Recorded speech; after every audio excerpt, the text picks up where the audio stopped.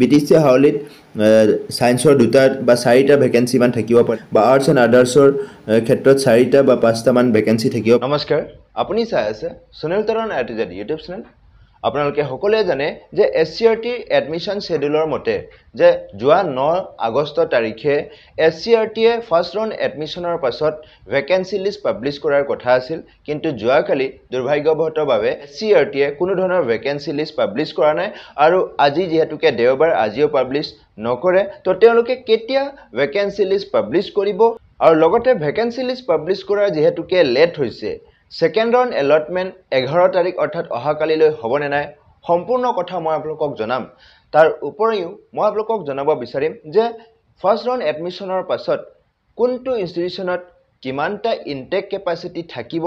পাৰে বা এক্সপেক্টেড কিমানটা ভেকেন্সি আছে কোনটো ডিস্ট্ৰিক্টত, সম্পূৰ্ণ ডিটেইলছ মই আপোনালোকক এই ভিডিঅ'তে জনাম। যিসকল শিক্ষাৰ্থীয়ে 2025 বৰ্ষত ফাৰ্ষ্ট ৰাউণ্ড এলটমেন্ট নেপায় সেকেন্ড ৰাউণ্ড এলটমেন্টৰ কাৰণে ৱেইট কৰি আছে, সেই সমূহ শিক্ষাৰ্থীৰ কাৰণে এই ভিডিঅ'টি বহুত ইনফৰ্মেটিভ হ'বলৈ গৈ আছে। ভিডিঅ'টি শেষলৈকে চাব। তো বলক আজিৰ মূল ভিডিঅ'টিলৈ আমি আগবাঢ়ো। হয়, আমি যদি SCRTৰ যি অফিচিয়েল ৱেবছাইট তাত ভিজিট কৰিলে আমি দেখা পাওঁ কোনো ধৰণৰ তেওঁলোকৰ আপডেটছ নাই বা যি ভেকেন্সি লিষ্ট সেইটো এতিয়া পৰ্যন্ত আপলোড কৰা নাই। তো তেনে ক্ষেত্ৰত SCRTয়ে কি কৈছে, তেওঁলোকে ভেকেন্সি লিষ্ট কেতিয়া পাব্লিছ কৰিব আৰু সেকেন্ড ৰাউণ্ড এলটমেন্ট কেতিয়া দিব। তো বলক তেতিয়াহ'লে মই আপোনালোকক SCRTৰ অফিচিয়েল ৱেবছাইটলৈ লৈ গৈছোঁ। তাত তেওঁলোকে কি আপডেটছ দিছে কি আপডেটছ দিয়া নাই মই আপোনালোকক ডিটেইলছ জনাবলৈ বিচাৰিম। তো আপোনালোকে SCRTৰ যি অফিচিয়েল ৱেবছাইট তাত ভিজিট কৰিলে আপোনালোকে দেখিব যে এনেধৰণে তেওঁলোকৰ পৰ্টেলটোৰ ইণ্টাৰফেচ আছে আৰু তাত তেওঁলোকৰ কাট অফ ফৰ ৰাউণ্ড 1 সেইবিলাক আছে আৰু এডমিশ্যন নটিছবোৰ আছে। তো শেডিউলত যদি আমি চাওঁ schedule for entire admission process, তো আমি যদি চাবলৈ যাওঁ তেতিয়াহ'লে শেডিউল মতে তেওঁলোকৰ যি যিটো এডমিশ্যন ফাৰ্ষ্ট ৰাউণ্ড এডমিশ্যন যোৱা 7 তাৰিখে কমপ্লিট হৈ গৈছে। তাৰপিছত 9 তাৰিখে তেওঁলোকে ভেকেন্সি লিষ্ট পাব্লিছ কৰাৰ কথা, কিন্তু ইয়াত তেওঁলোকে জনাইছে যে result of allotment of institute round 2 and cut off marks subject to availability of seats. তো এইটো তেওঁলোকে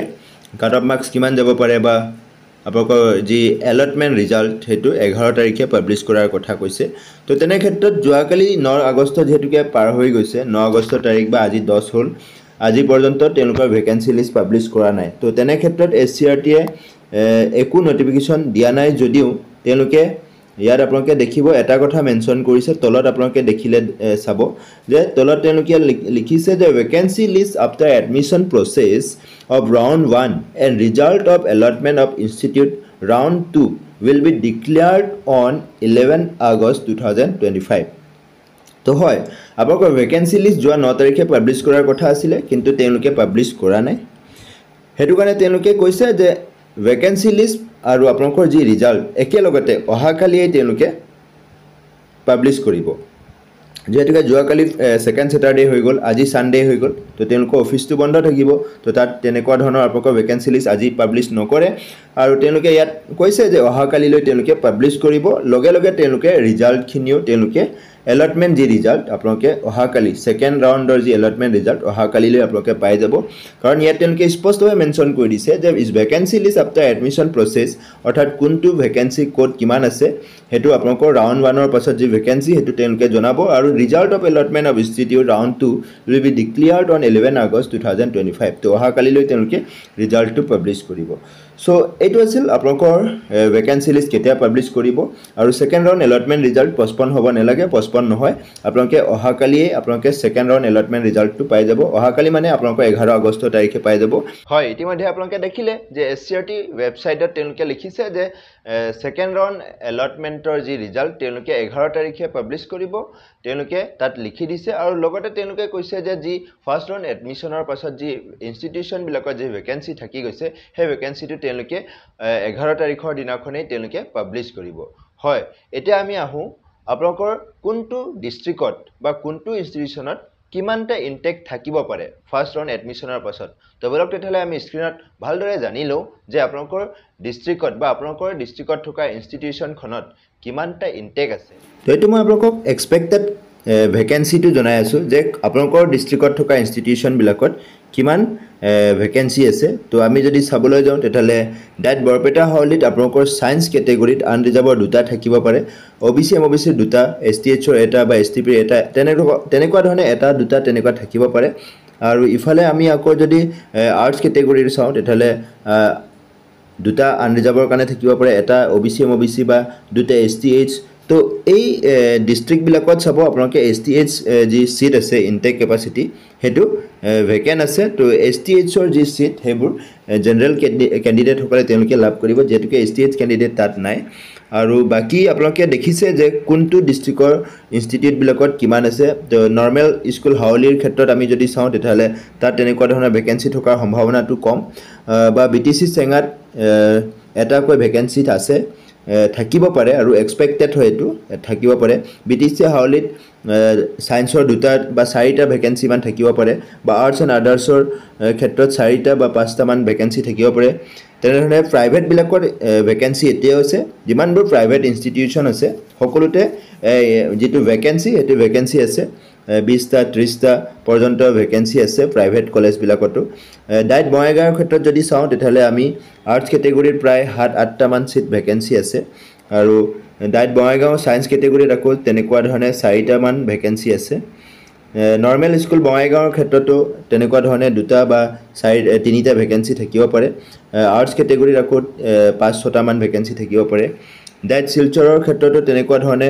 আপোনালোকৰ প্ৰায় ভেকেন্সি 10টা ওচৰাচি থাকিব পাৰে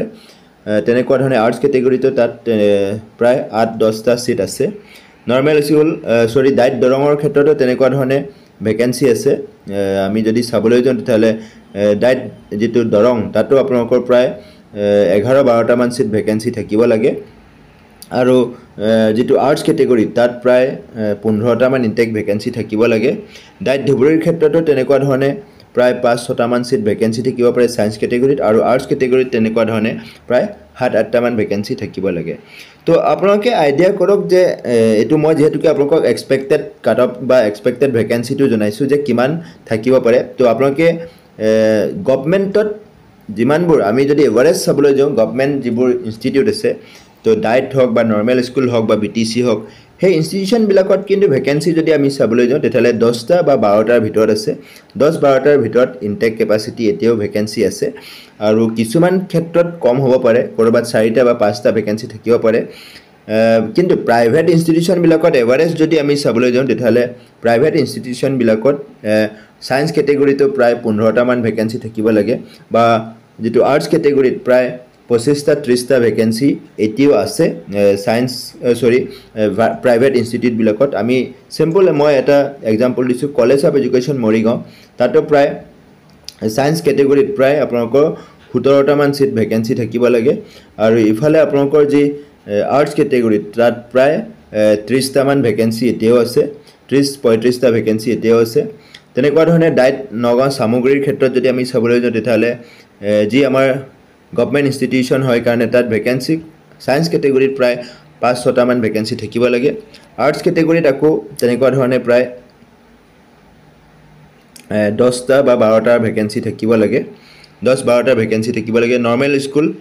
নগাঁৱৰ ক্ষেত্ৰতো তেনেকুৱা ধৰণে 3-4টা ভেকেন্সি থাকিব লাগে সায়েন্স কেটেগৰীত আৰু আৰ্টছ কেটেগৰীত তেনেকুৱা ধৰণে 5-6টা ভেকেন্সি থাকিব লাগে